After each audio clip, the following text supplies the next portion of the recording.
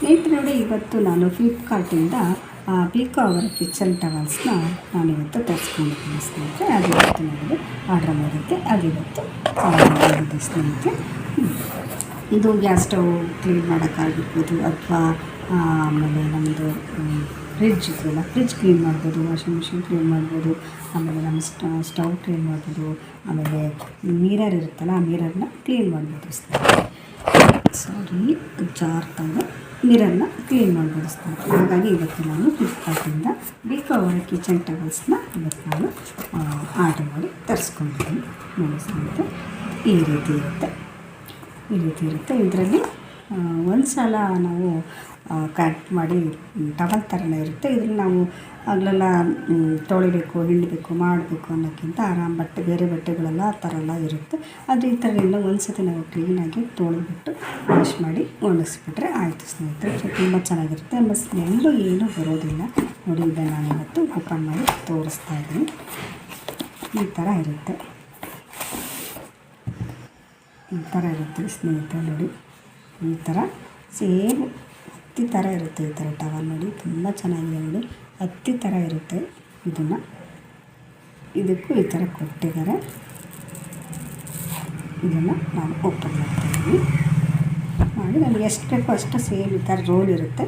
ನಿಮಗೆ ಎಷ್ಟು ಬೇಕೋ ಅಷ್ಟು ನೋಡಿ, ಇಲ್ಲಿ ಕಟ್ ಮಾಡ್ಕೊಳ್ಳೋಕ್ಕೆ ಕ್ಲೀನಾಗಿ ಈ ಥರ ಇರುತ್ತೆ. ನಾವು ಕತ್ತರಿ ಸಹಾಯದಿಂದ ಎಷ್ಟು ಬೇಕೋ ಅಷ್ಟು ನಾವು ಕಟ್ ಮಾಡ್ಕೊಂಬಿಟ್ಟು ಆರಾಮಾಗಿ ನಾವು ನಮ್ಮ ಗ್ಯಾಸ್ ಸ್ಟವ್, ಆಮೇಲೆ ಫ್ರಿಜ್ಜು, ವಾಷಿಂಗ್ ಮಿಷಿನು, ಆಮೇಲೆ ಡೈನಿಂಗ್ ಟೇಬಲು, ಕನ್ನಡಿ ಎಲ್ಲದೂ ಸ್ನೇಹಿತರೆ ಆರಾಮಾಗಿ ಒಂದ್ಸತಿ ನಾವು ಕಟ್ ಮಾಡ್ಕೊಂಬಿಟ್ಟು ಕ್ಲೀನಾಗಿ ಸ್ವಲ್ಪ ನಮ್ಮ ಯಾವ್ದಾದ್ರು ಲಿಕ್ವಿಡ್ ಇರುತ್ತಲ್ಲ ಆ ಲಿಕ್ವಿಡನ್ನು ಹಾಕಿಬಿಟ್ಟು ನಾವು ಒರೆಸೋದ್ರಿಂದ ತುಂಬ ಚೆನ್ನಾಗಿ ಕ್ಲೀನಾಗುತ್ತೆ ಸ್ನೇಹಿತರೆ. ಇವತ್ತು ನಾನು ಈ ಆರ್ಡ್ರ್ ಮಾಡಿದ್ದೆ, ತರಿಸ್ಕೊಂಡಿದ್ದೀನಿ. ನೋಡೋಣ ಯಾವ ರೀತಿ ಬರುತ್ತೆ ಅಂತ. ಇವತ್ತು ನಾನು ಕಟ್ ಮಾಡಿಬಿಟ್ಟು ಒಂದು ಸ್ವಲ್ಪ ನಾನು ಕಟ್ ಮಾಡಿಬಿಟ್ಟು ಯೂಸ್ ಮಾಡಿ ನೋಡ್ತೀನಿ ಸ್ನೇಹಿತರೆ. ನೋಡಿ, ನಾನು ಮೀಶೋದಿಂದ ಪೀಕೋ ಕಿಚನ್ ಟವಲ್ನ ನಾನು ಆರ್ಡ್ರ್ ಮಾಡಿದ್ದೆ. ಇವಾಗ ಈ ಸ್ಟವನ್ನು ನಾನು ಕ್ಲೀನ್ ಮಾಡಿಬಿಟ್ಟು ತೋರಿಸ್ತೀನಿ. ನೋಡಿ, ಈ ಥರ ಸ್ಟವ್ ಗಲೀಜಾಗಿದೆ ನೋಡಿರಿ. ಈಗ ನಾನು ಈ ಬಟ್ಟೆಯಿಂದ ನಾನು ತೋರಿಸ್ತೀನಿ ಯಾವ ಥರ ಕ್ಲೀನ್ ಆಗುತ್ತೆ ಅಂತ. ನೋಡಿ, ಜಸ್ಟ್ ಈ ಥರ ಅಂದರೆ ಸಾಕು ಸ್ನೇಹಿತರೆ. ತುಂಬ ಚೆನ್ನಾಗಿ ಕ್ಲೀನ್ ಆಗುತ್ತೆ. ಇದಕ್ಕೆ ಸ್ವಲ್ಪ ನಾವು ಚೂರು ನೆನೆಸ್ಕೊಂಡ್ಬಿಡ್ಬೇಕು ಸ್ನೇಹಿತರೆ. ಸ್ವಲ್ಪ ನಾವು ನೀರಲ್ಲಿ ಈ ಬಟ್ಟೆನ ನೆನೆಸ್ಕೊಂಡ್ಬಿಡ್ಬೇಕು. ಬಟ್ಟೆ ನೆನೆಸ್ಕೊಂಡ್ಬಿಟ್ಟು ಚೆನ್ನಾಗಿ ಒಂದು ಸ್ವಲ್ಪ ಹಿಂಡ್ಬಿಟ್ಟು ಇದರಲ್ಲಿ ನಾವು ಆರಾಮಾಗಿ ನೋಡಿ ಸ್ನೇಹಿತರೆ. ಇವಾಗ ನಾನು ಈ ಬಟ್ಟೆಯಲ್ಲಿ ಒಂದು ಸ್ಟವನ್ನು ಒರೆಸಿ ನಿಮಗೆ ತೋರಿಸ್ತೀನಿ ಯಾವ ರೀತಿ ಆಗಿದೆ ಅಂತ, ಕ್ಲೀನಾಗಿದೆ ಅಂತ. ನಾನು ಇದಕ್ಕೆ ಯಾವ ರೀತಿ ಶಾಂಪು ಆಗಲಿ ಲಿಕ್ವಿಡ್ ಆಗಲಿ ಯಾವುದೇ ಥರದ್ದು ಏನೂ ಹಾಕಿಲ್ಲ. ನೋಡೋಣ ಅಂತ ಇವತ್ತು ನಾನು ಟೆಸ್ಟ್ ಮಾಡ್ತಾಯಿದ್ದೀನಿ. ನೋಡಿ, ಈ ಸ್ಟವ್ ಯಾವ ರೀತಿ ಕ್ಲೀನಾಗಿದೆ ಅಂತ ಇವತ್ತು ನಾನು ನಿಮಗೆ ಒರೆಸ್ಬಿಟ್ಟು ತೋರಿಸ್ತೀನಿ. ಸೋಪಿನ ಪುಡಿ ಆಗಲಿ ವಿಮ್ ಲಿಕ್ವಿಡ್ ಆಗಲಿ ಯಾವುದೇ ಥರದ್ದು ನಾನು ಏನೂ ಬಳಸಿಲ್ಲ ಸ್ನೇಹಿತರೆ. ಬರೀ ಜಸ್ಟ್ ನೀರಲ್ಲಿ ನೆನೆಸ್ಬಿಟ್ಟು ಒರೆಸ್ತಾ ಇದ್ದೀನಿ ಅಷ್ಟೇ. ನೋಡಿ, ನನ್ನ ಸ್ಟವ್ ಯಾವ ರೀತಿ ಕ್ಲೀನಾಗಿದೆ ಅಂತ ನಿಮಗೆ ನಾನು ತೋರಿಸ್ತೀನಿ.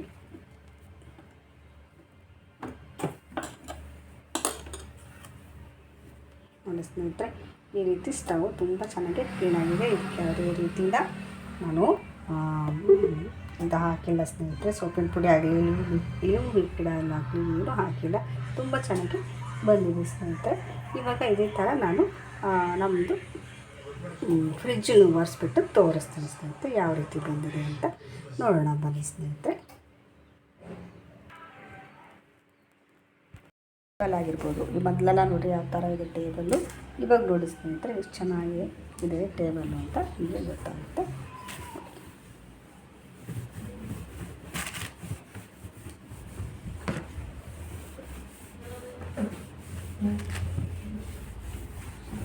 ನಾವು ಡೈನಿಂಗ್ ಟೇಬಲ್ ಥರ ಇರುತ್ತಲ್ಲ ಅದನ್ನು ಒರೆಸ್ಕೋಬೋದು. ನೋಡಿ, ಈ ಥರ ನಾವು ಟೇಬಲ್ ಇದನ್ನು ಊಟಕ್ಕೆಲ್ಲ ಕೂತ್ಕೊಳ್ಳೋ ಟೇಬಲ್ ಇದು. ನೋಡಿ, ಇದನ್ನು ಎಷ್ಟು ಕ್ಲೀನಾಗಿ ನಾವು ಆರಾಮಾಗಿ ಒರೆಸ್ಬೋದು ಸ್ನೇಹಿತರೆ. ಎಷ್ಟು ಕ್ಲೀನಾಗಿದೆ ನೋಡಿ, ತುಂಬ ಚೆನ್ನಾಗಿ ಕ್ಲೀನ್ ಆಗುತ್ತೆ ಈ ಬಟ್ಟೆಯಿಂದ ಒರೆಸೋದ್ರಿಂದ. ಏನೂ ಒಂದು ತೊಂದರೆ ಇಲ್ಲ ಸ್ನೇಹಿತರೆ. ಅಷ್ಟು ಚೆನ್ನಾಗಿ ಬಟ್ಟೆ ಇದು ಕ್ಲೀನ್ ಆಗುತ್ತೆ.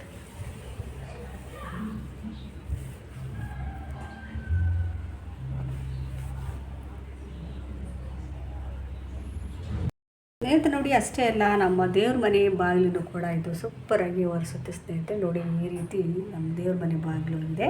ಈ ದೇವ್ರ ಮನೆ ಬಾಗಿಲು ಕೂಡ ಸೂಪರಾಗಿ ಚೆನ್ನಾಗಿ ಕ್ಲೀನಾಗಿ ಶೈನಿಂಗ್ ಬರೋ ಥರ ಹೊಳೆಯುತ್ತೆ. ನೋಡಿ ಸ್ನೇಹಿತರೆ, ನಾನು ನಿಮಗೆ ತೋರಿಸ್ತಾ ಇದ್ದೀನಿ. ಇವಾಗ ನಾನು ಒರೆಸ್ಬಿಟ್ಟು ಕ್ಲೀನಾಗಿ ನಿಮಗೆ ತೋರಿಸ್ತೀನಿ ಸ್ನೇಹಿತರೆ. ಮೊದಲು ಯಾವ ರೀತಿ ಇತ್ತು, ಇವಾಗ ಯಾವ ರೀತಿ ಆಗಿದೆ ಅಂತ.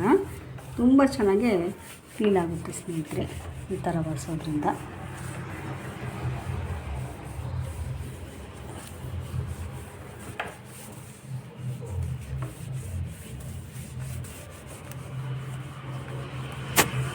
ಒರೆಸ್ಬಿಟ್ಟು ನಾನು ನಿಮಗೆ ತೋರಿಸ್ತೀನಿ ಯಾವ ರೀತಿ ಬಂದಿದೆ ಅಂತ. ನೋಡಿ ತುಂಬ ಚೆನ್ನಾಗಿ ಬಂದಿದೆ ಸ್ನೇಹಿತರೆ. ಇದು ಎಲ್ಲ ಬಾಗಿಲುಗಳಿಗೆ, ಆಮೇಲೆ ದೇವ್ರ ಮನೆ ಬಾಗಿಲಾಗಿರ್ಬೋದು, ಆಮೇಲೆ gas stove, washing machine, fridge ಎಲ್ಲದೂ ಕೂಡ ನಾವು ಆರಾಮಾಗಿ ಈ ಬಟ್ಟೆ ಒಂದಿದ್ದರೆ ಸಾಕು ಸ್ನೇಹಿತರೆ. ಆರಾಮಾಗಿ ನಾವು ಕ್ಲೀನಾಗಿ ಎಲ್ಲ ಬಾಗಿಲುಗಳು, ಕಿಟಕಿಗಳು, ಎಲ್ಲ ಸ್ಟವ್ ಎಲ್ಲದಕ್ಕೂ ಇದು ಒಂದು ಬಟ್ಟೆ ಅಂತ ಅನಿಸ್ಕೊಳ್ಳುತ್ತೆ ಸ್ನೇಹಿತರೆ. ಹಾಗಾಗಿ ನಾನು ಮೀಶೋದಿಂದ ಆರ್ಡ್ರ್ ಮಾಡಿ ಈ ಬಟ್ಟೆನ ತರಿಸ್ಕೊಂಡಿದ್ದೀನಿ.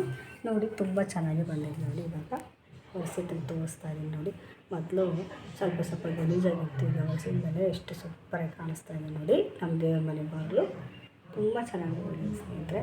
ಆರಾಮಾಗಿ ನಾವು ಸ್ವಲ್ಪ ಈ ಬಟ್ಟೆಯಲ್ಲಿ ಸ್ವಲ್ಪ ನೀರು ಹಾಕಿಬಿಟ್ಟು ಹಸಿ ಮಾಡಿ ಹಿಂಡ್ಕೊಂಡ್ಬಿಟ್ಟು ಆಮೇಲೆ ನಾವು ಒರೆಸೋದ್ರಿಂದ ತುಂಬ ಚೆನ್ನಾಗಿ ಎಷ್ಟು ಕ್ಲಿಯರಾಗಿ ಕಾಣುತ್ತೆ. ನೋಡಿ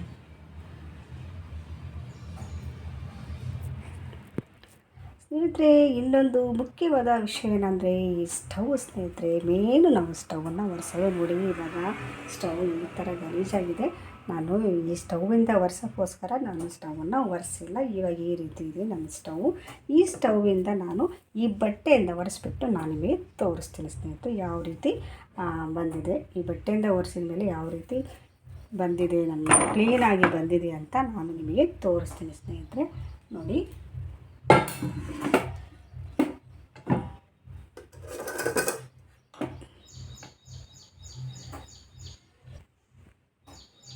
ನೋಡಿ ಸ್ನೇಹಿತರೆ, ನಾನು ಇದಕ್ಕೇನು ವಿಮ್ ಲಿಕ್ವಿಡ್ ಆಗಲಿ, ಸೋಪ್ ಆಗಲಿ ಏನೂ ಹಾಕಿಲ್ಲ ಸ್ನೇಹಿತರೆ. ಬರೀ ಜಸ್ಟ್ ಬಟ್ಟೆಯಲ್ಲಿ ನಾನು ನೀರನ್ನು ಹಿಂಡ್ಕೊಂಡ್ಬಿಟ್ಟು ಹಾಕ್ತಾ ಇರೋದು ಅಷ್ಟೇ. ನೋಡಿ ಸಿಂಪಲ್ ಇಷ್ಟೇ, ಜಾಸ್ತಿ ಏನು ನಾವು ಕಷ್ಟ ಪಡೋದು ಬೇಡ.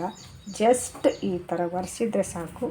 ತುಂಬ ಚೆನ್ನಾಗಿ ಫಳ ಅಂತ ನಮ್ಮ ಸ್ಟವ್ ಹೊಳೆಯುತ್ತೇವೆ. ನೋಡಿ ನಾನು ಯಾವ ರೀತಿ ಬರುತ್ತೆ ಅನ್ನೋದಕ್ಕೆ ಸ್ವಲ್ಪ ಒರೆಸ್ಬಿಟ್ಟು ನಾನು ತೋರಿಸ್ತಾ ಇದ್ದೀನಿ.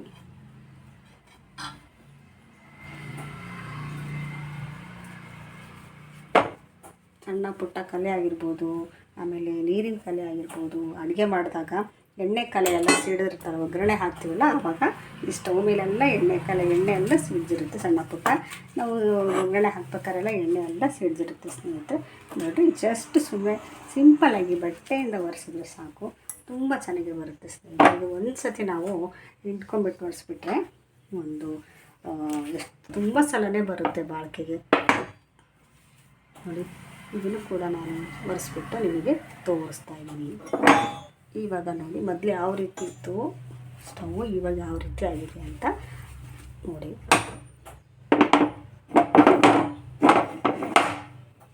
ನೋಡಿ ಸ್ನೇಹಿತರೆ, ಎಷ್ಟು ಚೆನ್ನಾಗಿ ಪಳಪಳ ಅಂತ ಹೊಳಿತಾ ಇದೆ ನೋಡಿರಿ. ಇದಕ್ಕೇನು ನಾನು ಸೋಪಿನ ಪುಡಿ ಏನು ಹಾಕಿಲ್ಲ, ಜಸ್ಟ್ ಹಸಿ ಮಾಡಿ ಹಾಕ್ಕೊಂಡಿರೋ ಅಂಥ ಸ್ಟವ್ ಅಷ್ಟೇ ಸ್ನೇಹಿತರೆ. ನೋಡಿ ಆರಾಮಾಗಿ ಸಿಂಪಲ್ಗೆ ನಾವು ನಮ್ಮ ಸ್ಟವ್ನ ಆರಾಮಾಗಿ ಕ್ಲೀನ್ ಮಾಡ್ಕೋಬೋದು. ಒಂದು ಹಾಲು ಬಿದ್ದಿರ್ಬೋದು, ಅಥವಾ ಸಾರಿಗೆ ಒಗ್ಗರಣೆ ಹಾಕ್ಬೇಕಾದ್ರೆ ಎಣ್ಣೆ ಕಲೆ ಬಿದ್ದಿರ್ಬೋದು, ಸಾಂಬಾರೇ ನಮ್ಮ ಸ್ಟವ್ ಹತ್ರ ಬಿದ್ದಿರ್ಬೋದು, ಏನೇ ಬಿದ್ದಿದ್ರು ಕೂಡ ನಾವು ಸಿಂಪಲ್ಲಾಗಿ ಆರಾಮಾಗಿ ಬಟ್ಟೆಯಿಂದ ಕ್ಲೀನ್ ಮಾಡ್ಕೊಂಬಿಟ್ಟು ಆಮೇಲೆ ಒಂದು ಸ್ವಲ್ಪ ನೀರು ಹಾಕ್ಬಿಟ್ಟು ಚೆನ್ನಾಗಿ ತೊಳೆದು 1-2 ನಿಮಿಷ ಬಿಸಿಲಲ್ಲಿ ಅಥವಾ ನೆರಳಲ್ಲೇ ಒಣಗಿಸಿದ್ರು ಕೂಡ ಆರಾಮಾಗಿ ಆಗುತ್ತೆ. ನೋಡಿ ಸ್ನೇಹಿತರೆ, ಸಿಂಪಲ್ಲಾಗಿ ನಾನು ಇವಾಗ ನಿಮಗೆ ತೋರಿಸ್ಕೊಟ್ಟಿದ್ದೀನಿ ಈ ರೀತಿ ಅಂತ.